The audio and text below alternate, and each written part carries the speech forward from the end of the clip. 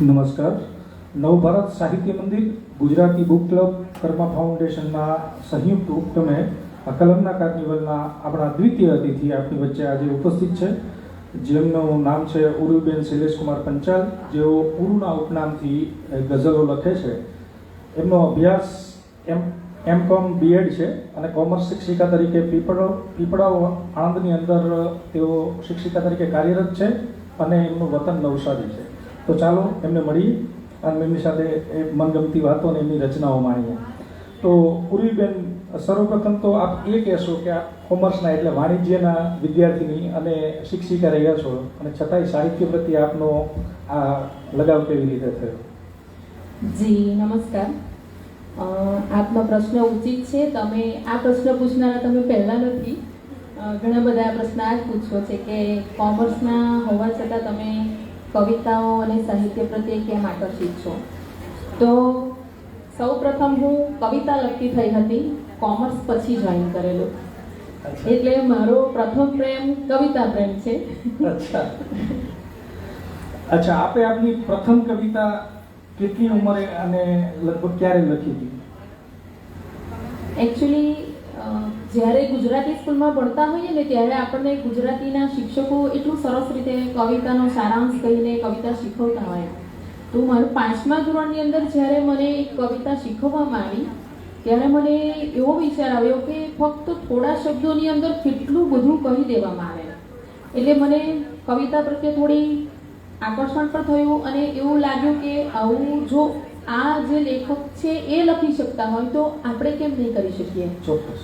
અને એ રીતે મેં પહેલી રચના મારી 5મા ધોરણની અંદર લખી હતી. ભાંગુતૂટું જે કંઈ એ સમયે મગજમાં આવ્યું હતું લખ્યું હતું, પણ લગભગ શરૂઆત 5મા ધોરણથી 9 વર્ષની ઉંમરે લખવાની શરૂઆત થઈ ગઈ હતી.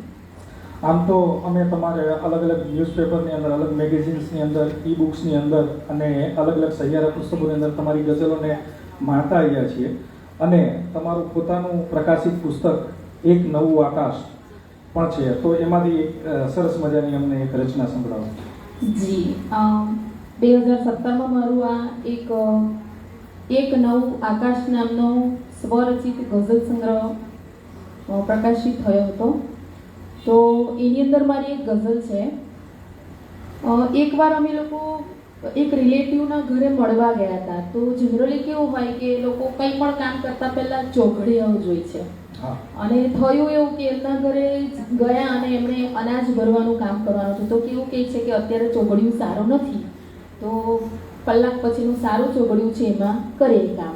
તો એ જ સમયે મને એક રચના સ્ફુરી અને આ રચના બની કે ચોઘડિયાઓ જોતો રહેશે, માણસ તોય રોતો રહેશે. ચોઘડિયાઓ જોતો રહેશે, માણસ તોય રોતો રહેશે, સુખનો સૂરજ ઉગે તોય દુઃખનો ડુંગર મોટો રહેશે.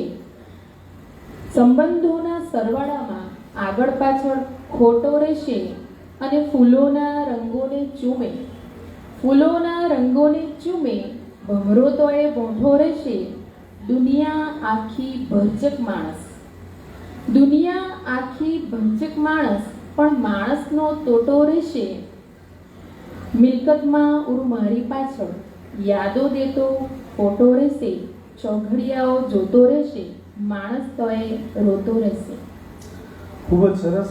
અને સાંપ્રત પરિસ્થિતિમાં તે કટાક્ષ અને એક કવિમાં એ હોય જ કે જ્યારે કોઈ પણ વસ્તુ એવી જ હોય કે જે ખરેખર જ્યાં કટાક્ષ કરવા જેવો કે વ્યંગ કરવા જેવો હોય તો કવિ ત્યાં પોતાની કલમ ચલાવ્યા વગર ન રહી શકે, અને એ આપની કલમમાં દેખાઈ રહ્યું છે. અમને અને આપ ગુજરાતી સિવાય બીજી કઈ ભાષામાં લખો છો?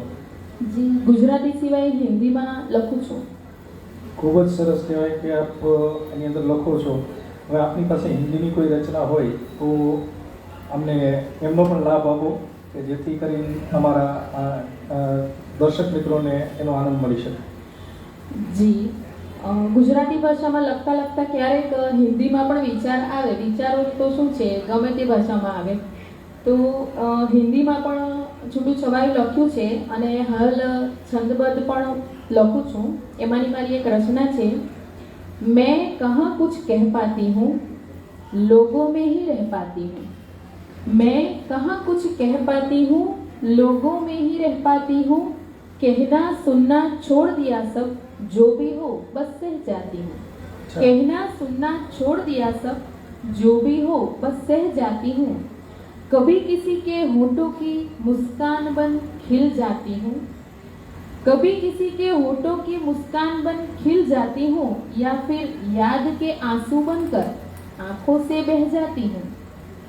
फूल से भूले से फूलों के जैसे खिलकर महक भी जाती हूँ, भूले से फूलों के जैसे खिलकर महक भी जाती हूँ, लेकिन फिर दूजे ही पल कांटों से गिर जाती हूँ। अच्छा। सुबह हुई तो दुनिया जैसे नई नवेली लगती है, सुबह हुई तो दुनिया जैसे नई नवेली लगती है। शाम ढले फिर दुनिया में बस मैं ही मैं रह जाती हूँ, शाम ढले फिर दुनिया में बस मैं ही मैं रह जाती हूँ। हुई जरूरत उनकी तो सब लोग हमें अपनाते हैं, हुई जरूरत उनकी तो सब लोग हमें अपनाते हैं। अपनों की इस दुनिया में फिर बेगानी रह जाती हूँ। झूठ बहुत ही सुंदर होता, झूठ बहुत ही सुंदर होता, टिकता कम भले ही हो। मैं सच्चाई ओढ़ पहनकर बदसूरत बन जाती हूँ। अच्छा। मैं सच्चाई ओढ़ पहनकर बदसूरत बन जाती हूँ। मैं कहाँ कुछ कह पाती हूँ, लोगों में ही रह पाती हूँ। कहना सुनना छोड़ दिया सब, जो भी हो बस सह जाती हूँ। ખૂબ જ સુંદર અને આની અંદર પણ ક્યાંક ને ક્યાંક કટાક્ષ જોવા મળી રહ્યો છે. જી, સ્ત્રી સહજ. સ્ત્રી સહજ અને જે સમાજની સાંપ્રત પરિસ્થિતિ કહું છું કે યુગોથી ચાલી આવતી ક્યાંક ને ક્યાંક જે ભાવનાઓ છે એ બહાર આવતી હોય છે અને શબ્દ સ્વરૂપે આવે છે અને એ જ કવિની લાક્ષણિકતા છે. તો તમે તમારા જીવનમાં કયા એવા કોઈ કવિથી પ્રેરિત છો કે જેના કારણે તમને કવિતા લખવાનું, કવિતાના વિશ્વમાં આવવાનું તમારા માટે જેને કંઈ પ્રેરણા સ્ત્રોત થઈ શકાય? જી, એમ તો ઘણા બધા કવિ લેખકોને રૂબરૂ પણ મળી છું, પણ જ્યારે મને લખવાની પ્રેરણા શરૂઆતમાં થઈ ત્યારે ભગવતી કુમાર શર્માજીનો જે એક ચકલીએ ચાંચ મારીને ફોટો પડી ગયો, એ જે રચના વાંચી અને ત્યાર પછી મને વધારે પ્રેરણા થઈ કે આવું કંઈક લખવું જોઈએ કે નજરની સામે જે દેખાય છે એને કેટલી સરસ રીતે રજૂઆત કરી શકાય અને ક્યાંક એના દ્વિઅર્થી ભાવો પણ થતા હોય અને ઘણું બધું કહી શકાય. તો જે ગદ્યમાં લખવા કરતાં મને એટલે પદ્યમાં લખવાનું થોડું વધારે અનુકૂળ લાગ્યું. નજર સામે તમન્નાનું પતન જોયું નથી જાતું, ખીલા પેલા ખરી જાતું સુમન જોયું નથી જાતું. એ કવિની ભાવના હોય, એક ફૂલની ખરતી પાંદડીને પણ જોઈ અને પોતાના રુજુ ભાવને રજૂ કરે એને કવિ કહેવાય. કવિ એ છે કે જે આપણને કૃષ્ણના મોઢ પર લાગેલું માખણ બતાવી અને મારા તમારા મોંમાં પાણી લાવી દે. કવિ એ છે કે કાળનાગને નાખતા કૃષ્ણને જ્યારે બતાવે એના પગમાં નીકળેલું રુધિર બતાવીને મારી તમારી આંખોમાં પાણી લાવી દે, એને કવિ કહેવાય. તો કવિ અને કવિ એટલો વિશાળ છે છતાંય આપણા કવિઓના આદ્ય કવિ કહી શકાય એવા ગોસ્વામી તુલસીદાસજીએ એવું કીધું છે, કવિ ન હું મેં ન ચતુર કહાઉં, મતિ અનુરૂપ હરિગુણ ગાઉં. તો આપણી ક્ષમતા પ્રમાણે આપણે જે કંઈ પણ શબ્દો હોય રજૂ કરતા હોઈએ અને આજે અમને જ્યારે મોકો મળ્યો છે ત્યારે તમારી વધારે રચના અમે એવું કહીશું કે તમે અમને તમારા સ્વમુખે વાંચી સંભળાવો. જી, તાજી રચના સંભળાવું છું એક કે તડકાથી તકરાર કરીને જોયું મેં. અચ્છા. તડકાથી તકરાર કરીને જોયું મેં, પડછાયાને પાર કરીને જોયું મેં. વાહ. એક મહેકતી સુંદરતા પથરાઈ છે, એક મહેકતી સુંદરતા પથરાઈ છે, ફૂલોમાંથી હાર કરીને જોયું મેં. વાહ વાહ. ને સૌ સરળને સીધું જીવન લાગે જો, સૌ સરળને સીધું જીવન લાગે જો, ઈચ્છાઓને ઠાર કરીને જોયું મેં. તો જ સંબંધો જળવાયા છે મધ મીઠા, તો જ સંબંધો જળવાયા છે મધ મીઠા, કોયલ સમ ટહુકાર કરીને જોયું મેં. વાહ. સૌની આંખે દેખાયું છે માન મને, સૌની આંખે દેખાયું છે માન મને, અપકારે ઉપકાર કરીને જોયું મેં. વાહ. અને મારો મનગમતો શેર છે, કોઈ ઝઘડો ટંટો કે કંકાસ નથી, કોઈ ઝઘડો ટંટો કે કંકાસ નથી, દિમાગ ઠંડુ ગાર કરીને જોયું क्या મેં, बात है, क्या बात है. દિમાગ ઠંડુ ગાર કરીને જોયું મેં, ને સંઘર્ષોના તોફાને દરિયો તરવા હિંમતની પતવાર કરીને જોયું મેં. ખૂબ જ હળવું ફૂલ હવે લાગે જીવન, ખૂબ જ હળવું ફૂલ હવે લાગે જીવન, હુંપતનો સંહાર કરીને જોયું મેં. પડઘાઓ બસ પોતાના ઉરુ પછડાયા, પડઘાઓ બસ પોતાના ઉરુ પડછાયા, દુશ્મનનો લલકાર કરીને જોયું મેં.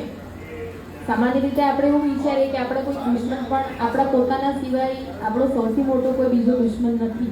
વાહ. એટલે પડઘાઓ બસ પોતાના ઉરુ પછડાયા, દુશ્મનને લલકાર કરીને જોયું મેં, તડકાથી તકરાર કરીને જોયું મેં, વાહ. તડકાથી તકરાર કરી અને પડછાયાને પાર પડછાયાને કરીને પાર કરીને જોયું મેં. અને તમારા શબ્દોની અંદર દરેક કવિ હોય છે એ નવરસમાંથી ક્યાંક ને ક્યાંક એક રસ તરફ ઢળતો જતો હોય છે. એટલે મને એવું લાગી રહ્યું છે કે તમારે વીર રસ તરફ વધારે પ્રયાણ કરવું જોઈએ. રૌદ્ર રસ અને વીર રસ તમારી કલમને મારી દ્રષ્ટિએ, માફ કરજો, મારી દ્રષ્ટિએ એવું લાગે છે કે રૌદ્ર રસ અને વીર રસ તમારી કલમને વધારે અનુકૂળ આવશે અને વધારે સારું પરિણામ આપી શકશે. આગળ અમને એક સારા સંગ્રહો મળશે. તો એવા આમ જોઈએ તો જીવનમાં કોઈને કોઈ એવા વ્યક્તિથી આપણે પ્રભાવિત હોઈએ કે શિવાજી મહારાજ હોય, મહારાણા પ્રતાપ હોય, ગાંધીજી હોય, ભગતસિંહ હોય. તો તમે તમારા જીવનમાં તમારા શબ્દોને સાંભળીને મને એવી ઈચ્છા થાય છે પૂછવાની કે તમે કેનાથી પ્રભાવિત છો? હું આ બધાથી વધારે પ્રભાવિત નથી. હું એકચ્યુઅલી મારા પપ્પાથી વધારે પ્રભાવિત હતી. પપ્પા વ્યવસાય શું કરતા હતા? એ લુહારી કામ કરતા હતા. હા, બરોબર છે. 100 સુનાર કે 1 લુહાર. એટલે એ પ્રમાણે તમારી કલમમાં પણ એ લોહારી ફટકો જોવા મળે છે. અને એ હોવું જ જોઈએ, કારણ કે કલમની તાકાત છે કે એવું કહે છે કે કલમ છે અમર થવાની ઔષધિ, કા કવિયા અને કા કીર્તા. ગુજરાતી દુહાની અંદર એવું કીધું છે કે માનવી અમર થવું હોય તો કાં તો કવિ પાસે જવું પડે, કાં ભગવાન પાસે જવું પડે. તો આવી જ કોઈ એવી સુંદર મજાની આપની એક સરસ રચના અમારા દર્શક મિત્રોને સંભળાવો.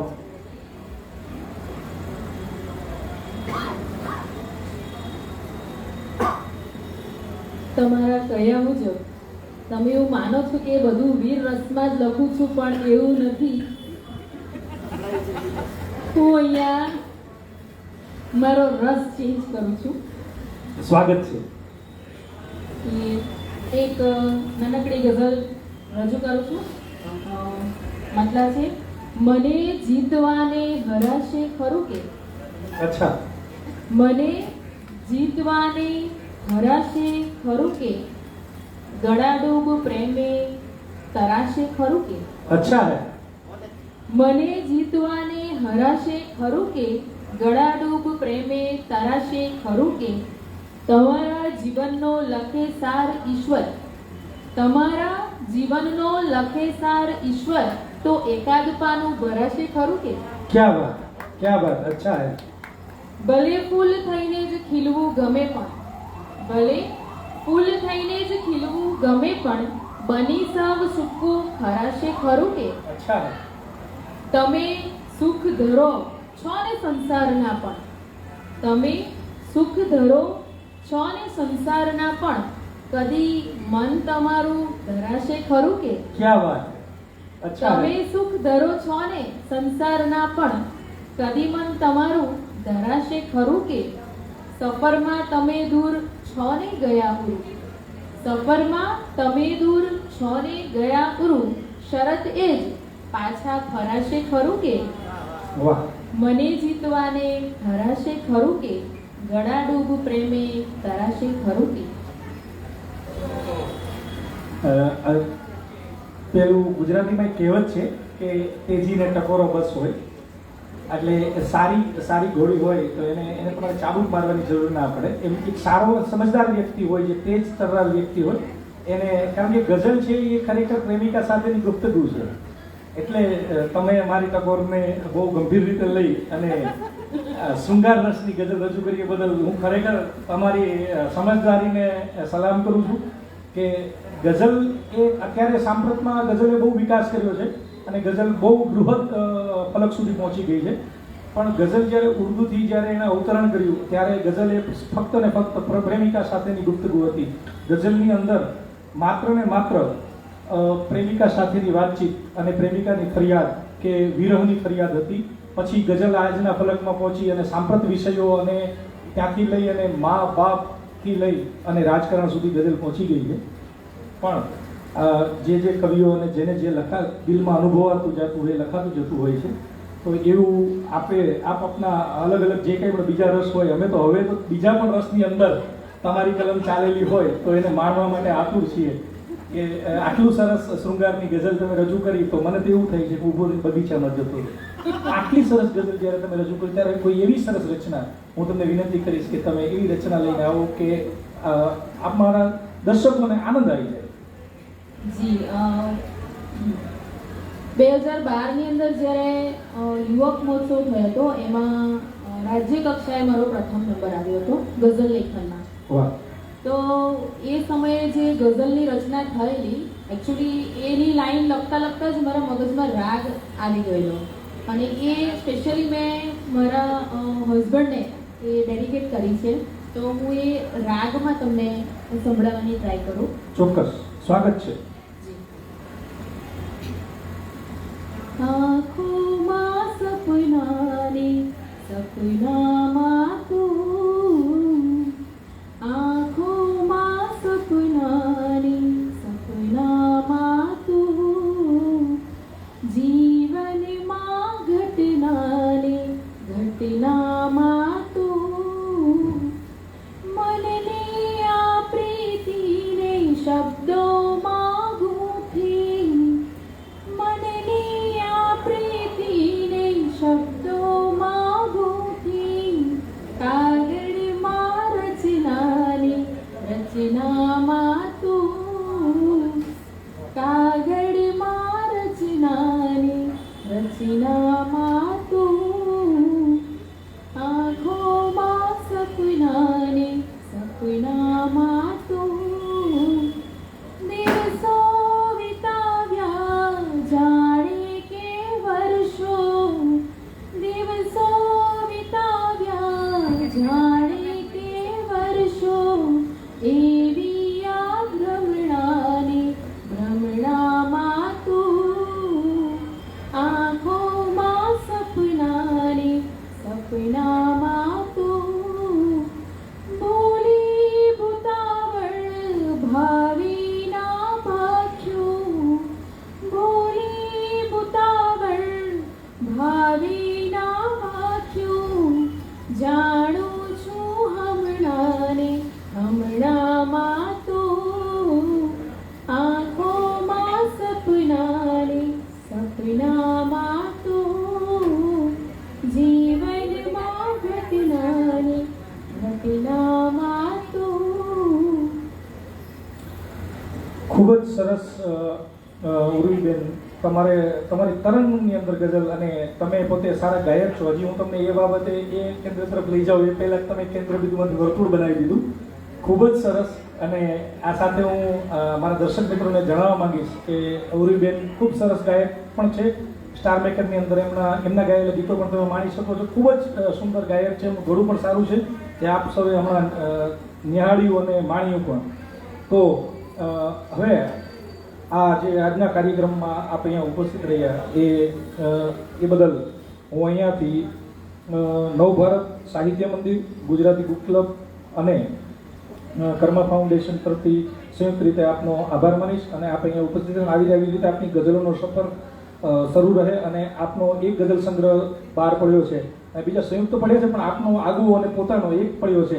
101 ગઝલ સંગ્રહ થાય એવી આપને શુભકામનાઓ અને અમને સમાજને આપની ગઝલો માણવા મળે એ માટે આપના અહીંયા પધાર્યા બદલ ખૂબ ખૂબ આભાર આપનો. મને પણ આ મંચ ઉપર આ કાર્યક્રમમાં તમે નિમંત્રિત કરીને આભારી કરી છે. હું સૌનો નવભારત સાહિત્યનો તેમજ આ મંચ ઉપર મને ઉપસ્થિત રહેવા માટેની જે તક મળી એ બદલ આપની સૌની ટીમનો પણ હું ખૂબ જ આભાર માનું છું. આભાર સુનિલ.